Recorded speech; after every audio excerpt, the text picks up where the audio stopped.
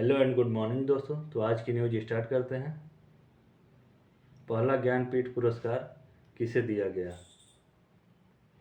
ए option है जी शंकर कुरूप, B option है ताराशंकर बंदोपाध्याय, सी ऑप्शन है अमिताभ घोष, डी ऑप्शन है महादेवी वर्मा। तो देख लेते हैं किसको मिला है। ये ऑप्शन सही है, जी शंकर कुरूप को। जी शंकर कुरूप को मलयालम के लिए मिला था और सन 1965 में मिला था। ठीक है,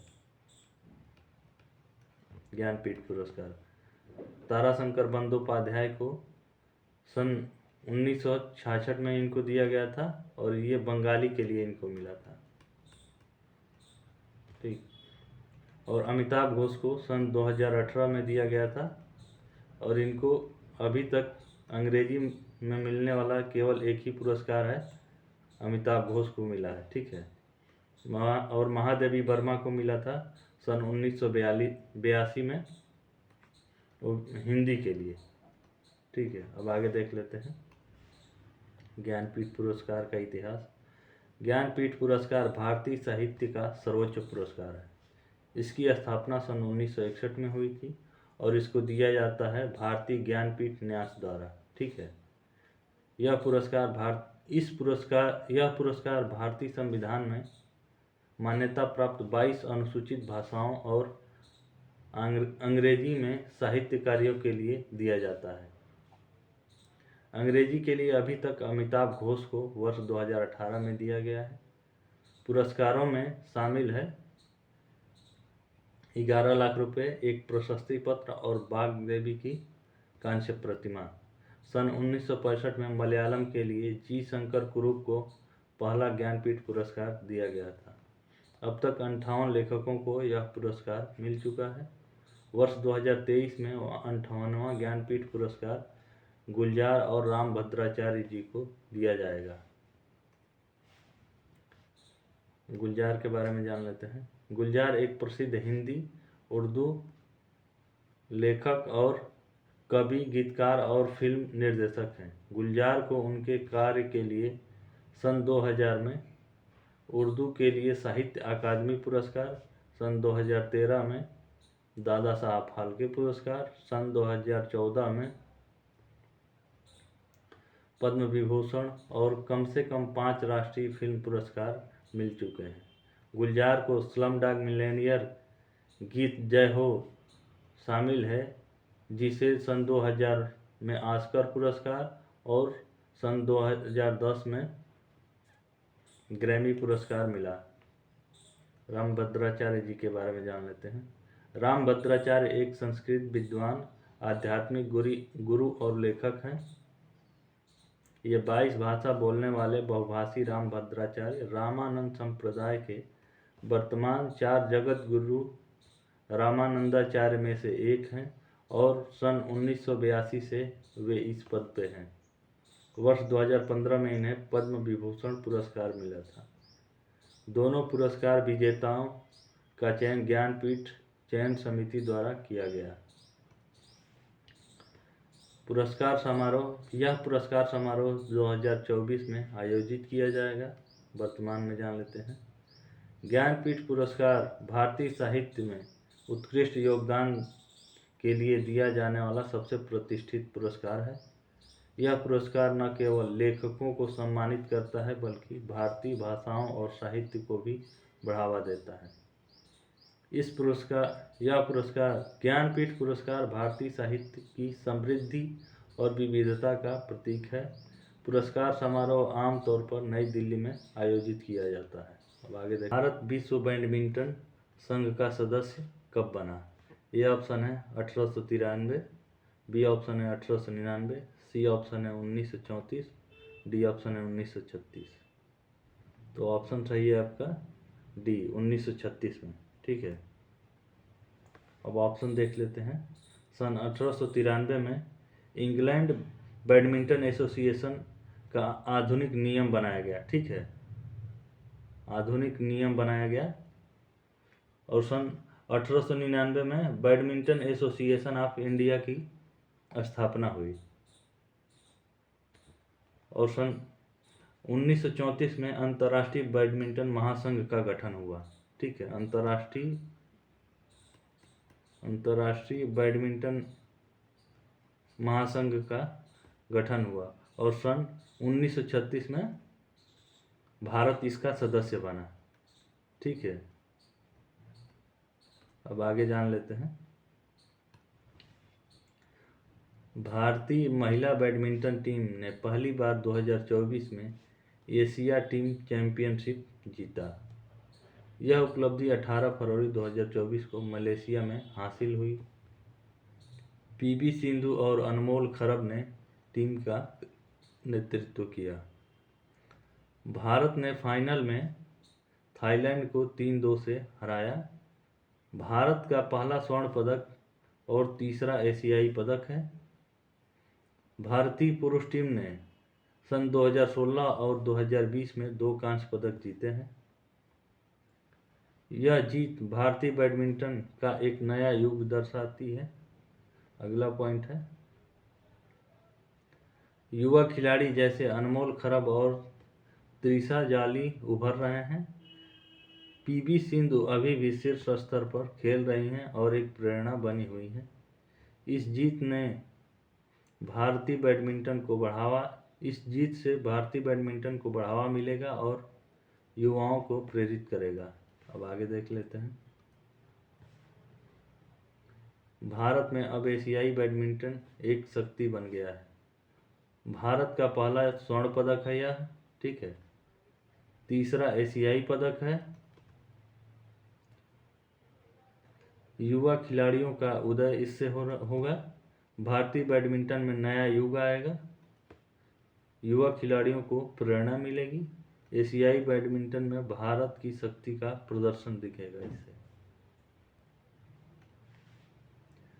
म्यूनिख शिखर सम्मेलन के अध्यक्ष कौन है? ये ऑप्शन है क्रिस्टोफ ह्यूसगेन, बी ऑप्शन है एंटोनियो गुटरेस, सी ऑप्शन है एनगोजी ओकोंजो-इवेला और डी ऑप्शन है टेड्रोस एडनोम घेब्रेयेसस। तो आपका ऑप्शन इसमें सही है ए, क्रिस्टोफ ह्यूसगेन। ठीक है, ये आपका ऑप्शन सही है। एंटोनियो गुटरेस आपके यूएनएससी के, ठीक है, यूएनएससी के ये सदस्य हैं। ठीक है, ये अध्यक्ष हैं, यूएनएससी के अध्यक्ष ये हैं। ठीक है, यूनाइटेड नेशन संयुक्त राष्ट्र महासंघ के अध्यक्ष हैं एनगोंजी ओकोंजो-इवेला। ये हैं WTO के अध्यक्ष।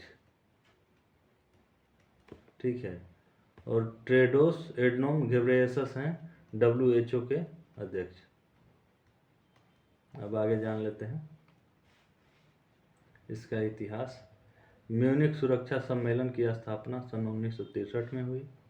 यह प्रतिवर्ष जर्मनी के म्यूनिख शहर में आयोजित किया जाता है।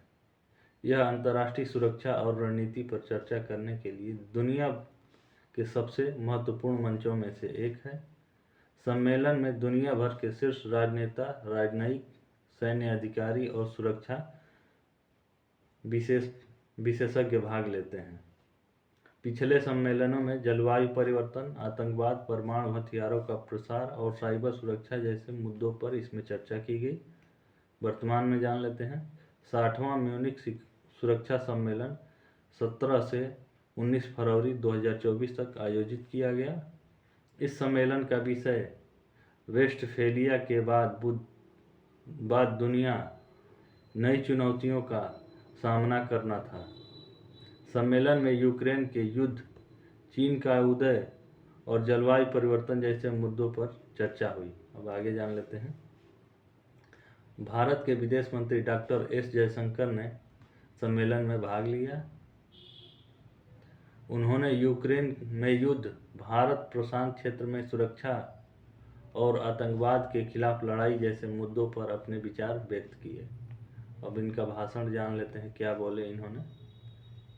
डॉक्टर एस जयशंकर ने अपने भाषण में कहा कि यूक्रेन में युद्ध अंतर्राष्ट्रीय व्यवस्था के लिए गंभीर खतरा है। दूसरा पॉइंट है, उन्होंने कहा कि भारत युद्ध के तत्काल अंत और राजनयिक समाधान के लिए प्रतिबद्ध है। तीसरा पॉइंट है भारत प्रशांत क्षेत्र में सुरक्षा बनाए रखना और भारत के लिए एक प्रमुख प्राथमिकता है। अगला पॉइंट है आतंकवाद के खिलाफ लड़ाई में अंतर्राष्ट्रीय सहयोग की आवश्यकता पर जोर दिया। अब सम्मेलन का महत्व जान लेते हैं। म्यूनिख सुरक्षा सम्मेलन दुनिया भर के राजनेताओं को महत्वपूर्ण सुरक्षा मुद्दों पर चर्चा करने और एक दूसरे के साथ तालमेल बनाने का अवसर प्रदान करता है। यह सम्मेलन अंतर्राष्ट्रीय सुरक्षा और रणनीति को आकार देने में महत्वपूर्ण भूमिका निभाता है। निष्कर्ष जान लेते हैं। डॉक्टर एस जयशंकर की 60वें म्यूनिख सुरक्षा सम्मेलन में भागीदारी भारत की बढ़ती वैश्विक भूमिका को दर्शाती है। भारत सुरक्षा मुद्दों पर एक महत्वपूर्ण हितधारक बन गया है और उनकी आवाज़ को दुनिया भर में सुना जाता है। अब आगे जान लेते हैं अगली न्यूज़। सबसे ज़्यादा बाफ्टा पुरस्कार जीतने वाली फिल्म कौन सी है? ए ऑप्शन है killers of the flower moon, B option है ओपेनहाइमर, सी ऑप्शन है anatomy of a fall, D option है पुअर थिंग्स। तो बी ऑप्शन आपका सही है, ओपेनहाइमर। ठीक है, अब इसके बारे में आगे जान लेते हैं। ओपेनहाइमर ने 2024 के British academy of film and television art में 7 ट्रॉफियाँ जीतकर इतिहास रच दिया है। यह फिल्म परमाणु बम के निर्माण के बारे में है और इसमें सिलियन मर्फी ने मुख्य भूमिका निभाई है। बाफ्टा पुरस्कारों को अक्सर ऑस्कर का ब्रिटिश समकक्ष माना जाता है और यह जीत फिल्म के लिए एक बड़ी उपलब्धि है। बाफ्टा का इतिहास जान लेते हैं। बाफ्टा की स्थापना सन 1947 में हुई थी। यह पुरस्कार ब्रिटिश और अंतर्राष्ट्रीय फिल्मों और टेलीविज़न कार्यक्रमों को प्रदान किए जाते हैं। बाफ्टा पुरस्कार समारोह हर साल लंदन में आयोजित किया जाता है। बाफ्टा पुरस्कारों में 25 से अधिक श्रेणियां हैं, जिनमें सर्वश्रेष्ठ फिल्म, सर्वश्रेष्ठ निर्देशक, सर्वश्रेष्ठ अभिनेता और सर्वश्रेष्ठ अभिनेत्री आदि शामिल हैं। बाफ्टा का वर्तमान जान लेते हैं। वर्ष 2024 में बाफ्टा का 77वां पुरस्कार दिया गया। अब आगे जान लेते हैं। बाफ्टा दुनिया के सबसे प्रतिष्ठित फिल्म पुरस्कारों में से एक है। बाफ्टा पुरस्कारों को दुनिया भर में प्रसारित किया जाता है। अब आगे जान लेते हैं। बाफ्टा फिल्म और टेलीविज़न उद्योग में उत्कृष्टता को बढ़ावा देने के लिए प्रतिबद्ध है। ओपेनहाइमर की बाफ्टा जीत। ओपेनहाइमर ने बाफ्टा में सर्वश्रेष्ठ फिल्म, सर्वश्रेष्ठ निर्देशक, सर्वश्रेष्ठ अभिनेता, सर्वश्रेष्ठ सहायक अभिनेता, सर्वश्रेष्ठ पटकथा, सर्वश्रेष्ठ छायांकन और सर्वश्रेष्ठ संपादन सहित 7 पुरस्कार जीते। यह बाफ्टा के इतिहास में किसी भी फिल्म द्वारा जीती गई सबसे अधिक संख्या में पुरस्कारों में से एक है। ओपेनहाइमर की बाफ्टा जीत फिल्म के लिए एक बड़ी सफलता है और यह फिल्म को ऑस्कर के लिए एक मजबूत दावेदार बनाती है। हम निष्कर्ष जान लेते हैं। यह फिल्म परमाणु बम के निर्माण के बारे में और इसमें सिलियन मर्फी की मुख्य भूमिका निभाई है। बाफ्टा पुरस्कारों को अक्सर ऑस्कर का ब्रिटिश समकक्ष माना जाता है। यह जीत फिल्म के लिए एक बड़ी उपलब्धि है। अब आगे जान लेते हैं। अगली न्यूज़ है। हाल ही में मौसम से संबंधित पूर्वानुमान के लिए कौन सा सैटेलाइट लॉन्च किया गया है? ए ऑप्शन है एस्ट्रोसैट, बी ऑप्शन है इनसैट, सी ऑप्शन है निसार, डी ऑप्शन है एस्ट्रोसैट 2। तो बी ऑप्शन आपका सही है, इनसैट। ठीक है, इनसैट बी ऑप्शन सही है। अब जान लेते हैं एस्ट्रोसैट के बारे में। इसको लॉन्च किया गया था सन 2015 में और यह लॉन्च किया गया था भारतीय खगोलीय विज्ञान उपग्रह मिशन के लिए। ठीक है, भारतीय खगोलीय विज्ञान उपग्रह के लिए लॉन्च किया गया था। निसार लॉन्च किया गया था आपका रिमोट सेंसिंग के लिए। ये अभी लॉन्च किया जाएगा। इनसेट लॉन्च हो गया है। निसार लॉन्च किया जाएगा 30 मार्च 2024 को लॉन्च किया जाएगा। ठीक है, और ये रिमोट सेंसिंग के लिए लॉन्च किया जाएगा। इसे नासा और इसरो द्वारा मिलकर किया जा रहा है। ठीक है, एस्ट्रोसैट 2 है, यह एक मल्टी वेवलेंथ अंतरिक्ष दूरबीन है। इसे इसरो द्वारा लॉन्च किया जाएगा। यह मल्टी वेवलेंथ अंतरिक्ष दूरबीन है। अब आगे जान लेते हैं। इसकी तारीख है 17 फरवरी 2024 को 5:30 बजे 5:35 बजे। इसका स्थान है सतीश धवन अंतरिक्ष केंद्र, श्रीहरिकोटा से लॉन्च किया गया। रॉकेट था GSLV Mk2F14 से लॉन्च किया गया है। उपग्रह का नाम है इनसैट 3DS। वजन है 2274 किलोग्राम। किस कक्षा में लॉन्च किया गया है? जियो सिंक्रोनस ट्रांसफर ऑर्बिट 37,000 किलोमीटर की ऊंचाई पर लॉन्च किया गया है। मिशन का जीवन काल है 10 वर्ष। इसका उद्देश्य क्या है? मौसम का सटीक पूर्वानुमान प्रदान करना, चक्रवात, तूफान, बाढ़, सूखा जैसी प्राकृतिक आपदाओं का पूर्वानुमान लगाना, जलवायु परिवर्तन का अध्ययन करना, वनस्पति और मिट्टी की नमी की निगरानी करना, महासागरों की सतह की निगरानी करना। अगला पॉइंट है, यह जियो स्टेशनरी सैटेलाइट्स की सीरीज है जिसकी शुरुआत सन 1983 में की गई थी। इसकी विशेषताएं क्या है? 6 चैनल इमेजर हैं, 19 चैनल साउंडर इसमें है, बेहतर इमेजिंग क्षमता इसकी है, डेटा रिले ट्रांसपोंडर है इसमें, रिसर्च एंड रेस्क्यू ट्रांसपोंडर है इसमें। इनसाइट एशिया प्रशांत क्षेत्र का सबसे बड़ा लोकल कम्युनिकेशन सिस्टम है। इस लॉन्च के महत्व क्या है? यह इसरो का 16वां GSLV मिशन है। यह इनसेट 3D और इनसेट 3DR उपग्रहों को बदलेगा।